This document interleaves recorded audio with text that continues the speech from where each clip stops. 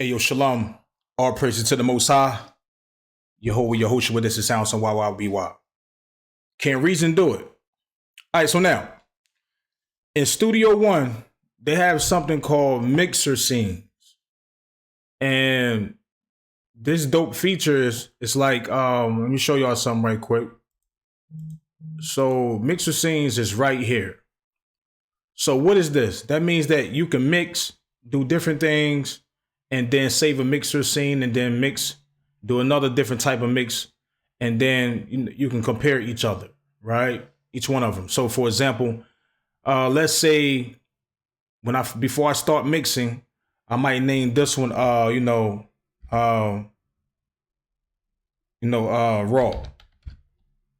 right? And then when I start tweaking, changing things, adding different plugins, panning, blah, blah, all that type of stuff, right? Anything you could think of.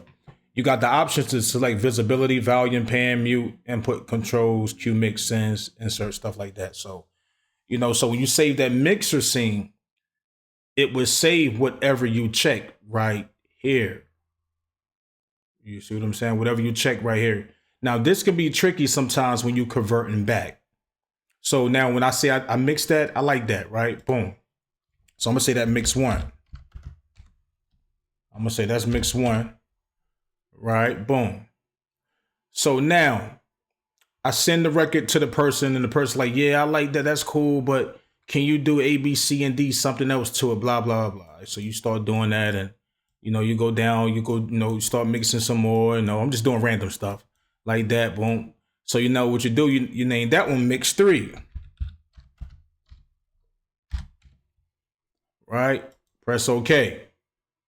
So now you got raw, you double click raw. It takes you back to the raw, the beginning of the mix before you start it. You go to mix 1, you double click. You go to mix 3. So, and you'll have the song right here, of course. And this affect the plugins also, like I say, inserts and sends. Whatever you decide to select, that's how it works. Dope feature. Now the question is, can you do this concept inside of Reason? But hold on, let me make sure I ain't missing something right quick, y'all. Make sure I'm not missing something. Selected channels only, recall input channels, recall output channels. Also, you got selected channels only.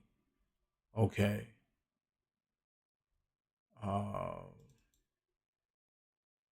Okay, one thing I do know about this, y'all, I can't show y'all right now, but I do know that, say if you create a lot of tracks and you have a lot of plugins on your tracks and everything, and let's, say you got a bunch of tracks and you got a whole bunch of plugins, and then sometimes when you go back to the next version, or like you go through the different mixes, sometimes Reason will crash, or it can cause a certain popping effect, popping something. Sometimes it don't. Sometimes it do a lot of weird stuff where I can't really explain. It just do some weird stuff. I'm gonna just be real with y'all.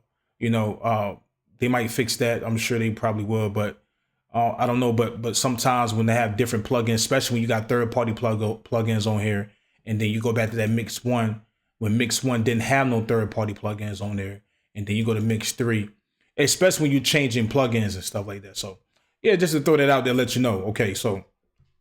But besides that, this is a great feature, comes in handy, all that type of stuff. So now the question is, can Reason do this? Let's see. Okay, so in Reason, let's say this is your song, right? As you see in the mixer, this is the song right here, right? Let's say this is the beat you mixing, blah, blah, blah. And you do a mix on this. So you go to mix, you do your little mix, whatever you do, you like that joint, and again, you send it to another person. They be like, yeah, I like that, or, I really don't like that, but can you do A, B, C, and D? Change it, blah, blah, blah, blah. So what you gonna do? One thing you could do, you could just start mixing it to that point they saying, right? You can start tweaking to that point they saying, but you won't have record of what you did previous. So they be like, yeah, once you go back to that, I want to hear that other part, blah, blah, blah. Or maybe you want to compare it. Now you can't compare it because you don't have that original way you did it. So sometimes it could be an a-hole. So what you can do, one way you can do it, you can like whatever your first mix may be, right? That's your first mix. You can go to just file, save, and just save another version. Save another version of that song, right? And call that mix 2. Sometimes a lot of people don't like to do that because it seems like it takes up more memory. But anytime you're doing more stuff inside of that, even that one song, it still takes up more memory. When you're doing mixer scenes inside of Studio One, that takes up more memory. Like the more you start adding, the more scenes you add, the more memory it's going to take. The more tracks you add, the more memory it's going to take. The more samples you add, the more memory it's going to take. So that's not really a valid point. But now if a person say, is it convenient? No, it's not convenient when you save it that way. When you just save another version of that. Now you got multiple files of different mixes. And sometimes it's cool to do it that way. So now you got another way. Say you got this mix. Okay. You go right here. You grab all these songs right here. You grab all this. I'm going to highlight all this, right? And what I'm going to do, I'm tripping. What I'm going to do, I'm going to get these files. I'm going to grab all these. I'm going to duplicate this. I'm going to duplicate this down. It's going to move a little slow because I'm not using my sound card. So I'm going to duplicate this down, right? And what I'm going to do, I'm going to go to these. So I'm going to identify these things. So I'm going to go down and probably change these different colors. But for right now, I'm going to change these to one color so you can kind of get an idea. So you can kind of notice the difference. So I'm going to change the different colors, right? And what I can do when I go to the mixer, I got different colors right here.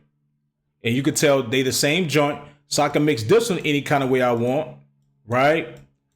So now, for example, this could be in its own bus. I love the bus concept on this. This could be in its own bus. It could be mix, mix 1.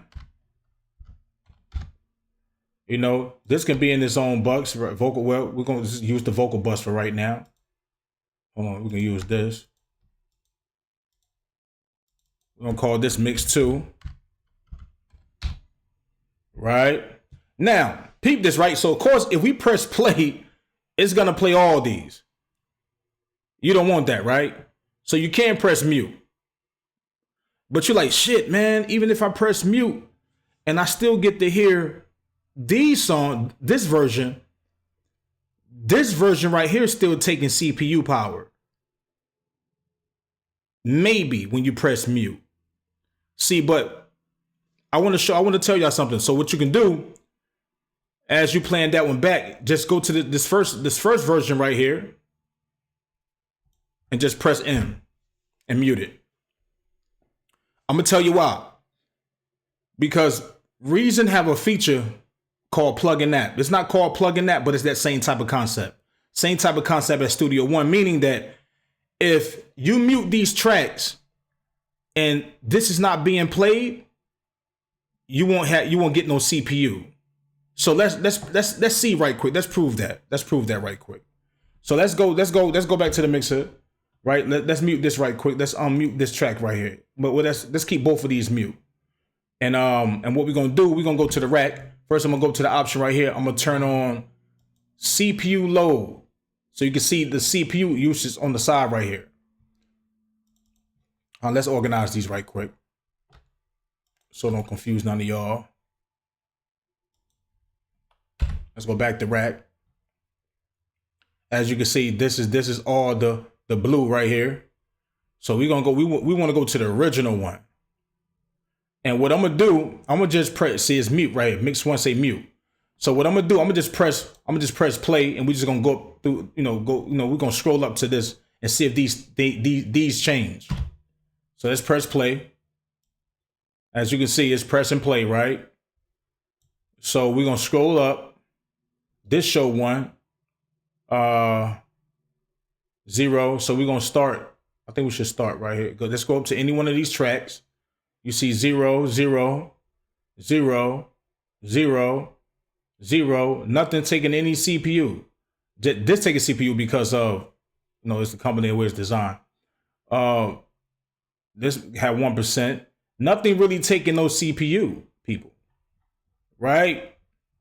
So that's a good thing. Now, if we couldn't do it, if Reason wasn't able to do this, then I say it would have been a problem. It would serve no purpose of even copying your tracks down to try to mix it in a different way. Because what if you got like 30 something tracks? What if you got 30 something tracks and they all got plugins and everything on it? Then you copy another 30 something tracks and it's like, and they got a lot of plugins on it, and taking CPU power. Your shit's gonna go crazy, bro. You know what I'm saying? Like, it's gonna go crazy. It's serving no purpose. So that's the good thing, Reason had that feature in there. So now you can get more organized with this. So for example, what I do, say I got this mix right here, and I'm not really dealing with this mix right now. What I would do, I would just get all these right here. I would just color them gray, right? And boom, boom, boom, boom, boom, boom. And make these very small. So it's kind of like they there, but they not really there when it can do this. This is a dope feature right here because we don't have folder tracks. So this is kind of like a help when you don't have folder tracks. So you can kind of move those over. So even if I stretch these tracks like this, vertical, these won't stretch, people. That's what I love about that feature. That's why I love about that feature. Because when I stretch these right here, these won't do nothing. So when I want to back up stuff, I put it right here and I just take it up here and put it on the vocals or instruments and just leave it right there. It's in the way. So now when I go to the mixer, these are great and I can identify them easy. I can get the this part right here. Hold on, where's my I can color this gray, right? So I can identify what this is. That's my first mix. So now I'm only dealing with this mix 2. I'm only dealing with mix 2. And you can go on, so forth. You got mix 1, you got mix 1, you got mix 2 in the bus, you can mix 3. And then you still can you can mute them overall. You could like as you plan it, if your CPU can manage, you can just unmute that one and play it. Start over, mute that one, unmute this one and listen to that one when you want to compare them. Y'all get what I'm saying? So, let me see if I'm missing something else. Okay, hold up. If I'm missing anything else.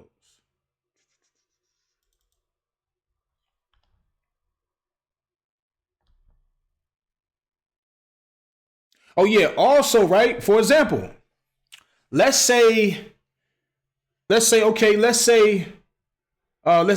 these out the way. Right? Let's delete these. My bad. Tripping. Let's delete these. So now let's say you dealing with a person where they say, well, I like the mix, I love the mix and everything, but I want to pay you for a performance track. So now they need a performance track. So you can either save another file.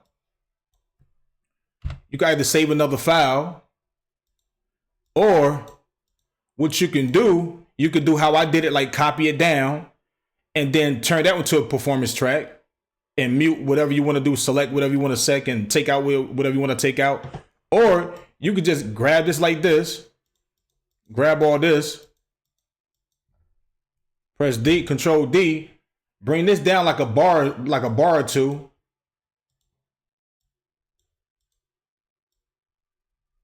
Bring this down like a bar or something right here, and then change that to a performance track. So now when you want to export it out, you just grab that, press BP, and then you just export that joint out. So now you got the performance track. And you can actually name these performance if you want to, or whatever, how you want to do it. It's all about how you want to organize it. But the point is, it still can be done. Tell me what y'all think. This is YYBY. Peace.